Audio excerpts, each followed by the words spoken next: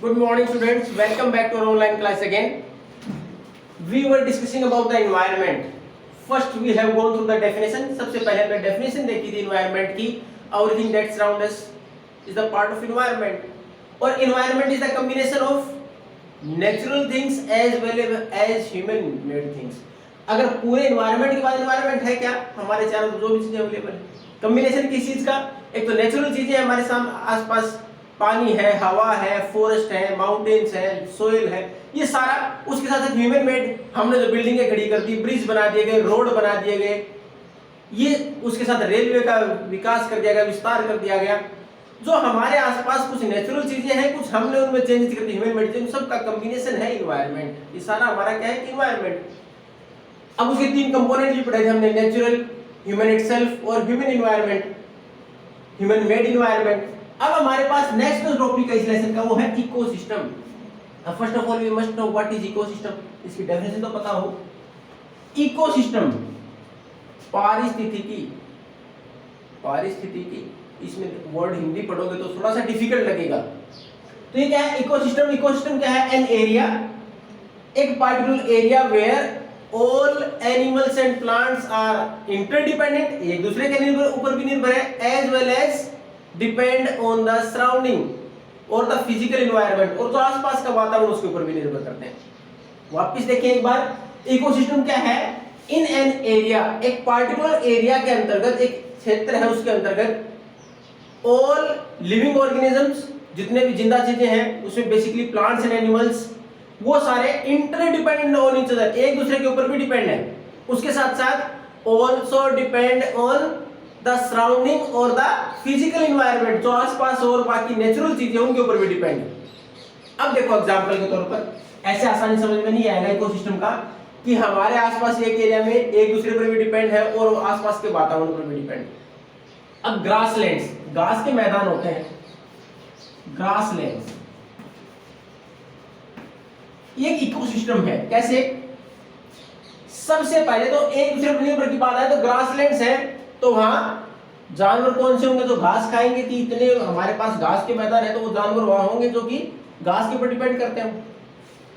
जैसे हमारे पास डियर हो सकते हैं, उसके साथ साथ जेब्रा हो सकता है. तो ये हमारे पास वो जानवर जो कि उसके ऊपर डिपेंड करते हो. जिराफ हो सकता है. अब देखो, अब इसके साथ साथ वहां वो जानवर भी होंगे जो इनके ऊपर सरवाइव करते हो, कार्निवोर जिसको बोलते हो, मांसाहारी. तो वहां टाइगर, लोयन,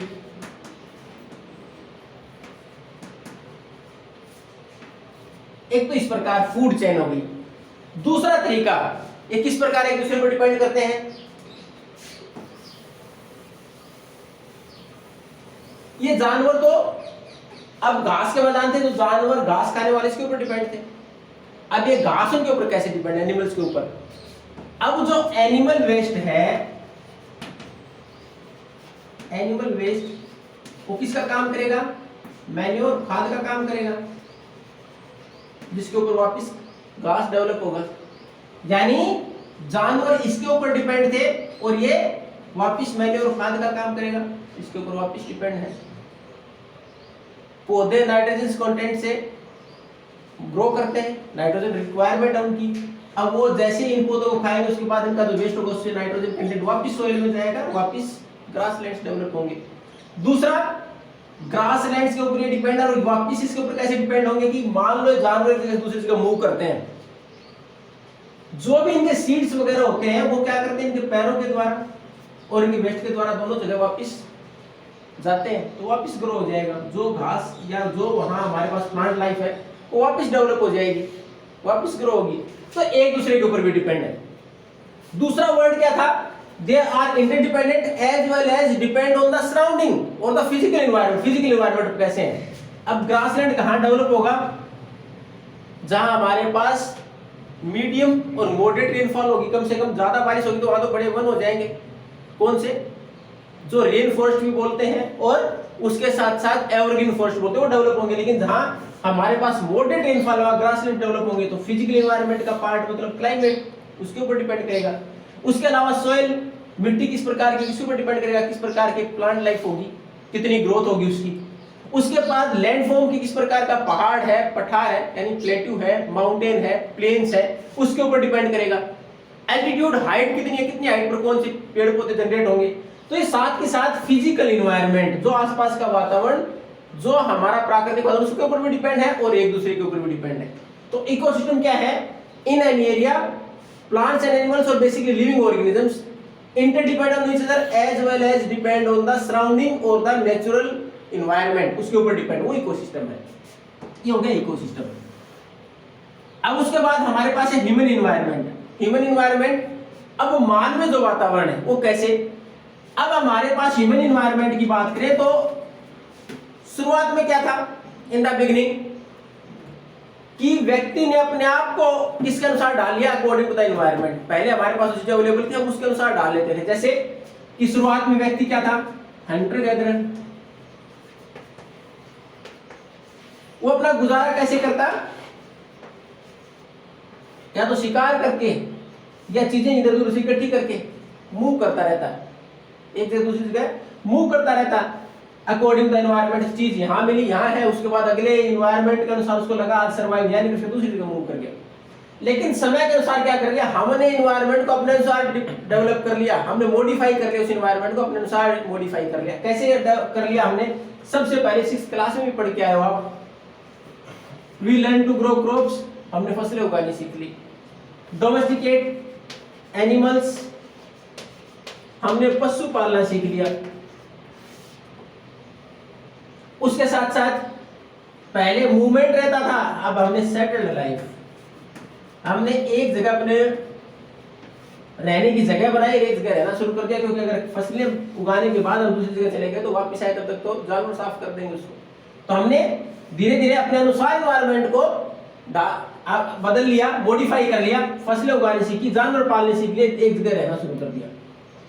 अब जब इतना हुआ, ये गुजारे के लिए था।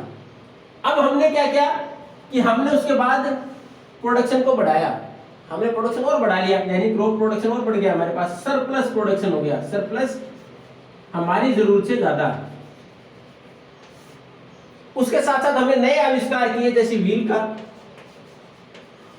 फायर का, हमने नए आविष्कार करने शुरू कर दिए। अब अगर हमारे पास सरप्लस है कोई चीज, तो हम करेंगे क्या, फेंक थोड़े देंगे उसको रिक्वायरमेंट के अनुसार।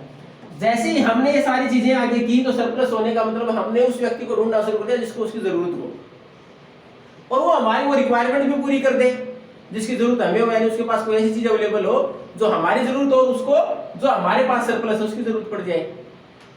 तो इससे एक नई व्यवस्था शुरू होगी, और नई व्यवस्था कौन सी शुरू हुई, ट्रेड, व्यापार। उसमें हमारे पास जैसे सरप्लस हुआ तो हमने उसको, उस व्यक्ति को ढूंढना शुरू किया तो उसको खरीदने का इच्छुक हो, यानी उसको उसकी जरूरत हो, हमें उसके पास वो चीज मिल जाए जो हमारी जरूरत हो।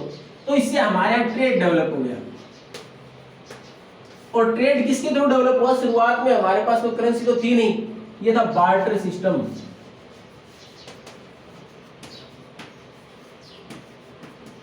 Barter system to exchange the goods, चीजों को बदलना, आदान प्रदान उसकी, यानी हमारे पास पैसा नहीं था, हमने एक दूसरे के सामान जिस रिक्वायरमेंट के अनुसार उसको जरूरत थी उसको दे दिया, उससे जो हमें जरूरत थी हमने ले लिया। तो ये हमारे पास ट्रेड डेवलप हुआ। तो ह्यूमन एनवायरनमेंट में क्या था कि हमने आज के समय अपनी जरूरतों के अनुसार एनवायरनमेंट को बदल लिया, हमने जानवर पालने शुरू कर दिए, हमने फसलें ज्यादा उगानी शुरू कर दी। उसके बाद हमारे पास इंडस्ट्रियल रिवॉल्यूशन आ गई, हमने इंडस्ट्रीज को डेवलप कर दिया, फास्ट कम्युनिकेशन को डेवलप कर दिया, ओवर प्रोडक्शन बढ़ा हमारे पास। उसके बाद कम्युनिकेशन, संचार के साधन बढ़ गए। तो धीरे धीरे हमारा जो डेवलपमेंट होता चला गया, आज जिस हालत में है, we are developed enough in transportation as well as communication. ये हमारा ह्यूमन एनवायरनमेंट है, ये हमने डेवलप कर लिया। तो हमारा लेसन इतना ही था। आज के जो टॉपिक थे उससे पहले हमने केवल पढ़ा एनवायरनमेंट है क्या, different components of the environment. उसके बाद हमारे पास ecosystem, ecosystem in an area all the living organisms are interdependent on each other, एक दूसरे के ऊपर भी निर्भर है, as well as depend on the surrounding और द फिजिकल एनवायरनमेंट। उसके बाद ह्यूमन एनवायरनमेंट, शुरुआत में हमने अपने अनुसार, हमने अपने आप को किसके अनुसार डाल दिया, एनवायरनमेंट के अनुसार, लेकिन धीरे धीरे हमने उसको मॉडिफाई कर लिया अपनी जरूरतों के अनुसार। वो मॉडिफिकेशन मैंने बताया कि शुरुआत में हम इधर उधर घूमते, फिर उसके बाद हमने क्रॉप उगानी शुरू की, हमने छांट ली कौन से हमारे लिए उपयुक्त है एनवायरनमेंट में। उसके बाद हमने पशुओं को पालना शुरू कर दिया, एक जगह रह के जीवन जीना शुरू कर दिया, सरप्लस प्रोडक्शन करना शुरू कर दिया, व्यापार बढ़ा लिया, ट्रेड शुरू हुआ, उसके बाद इंडस्ट्रियल प्रोडक्शन शुरू हुआ, कम्युनिकेशन का डेवलपमेंट कर लिया, तो धीरे धीरे हमारा ह्यूमन एनवायरनमेंट डेवलप होता चला। If you have any doubt then you can ask. Thank you and have a nice day.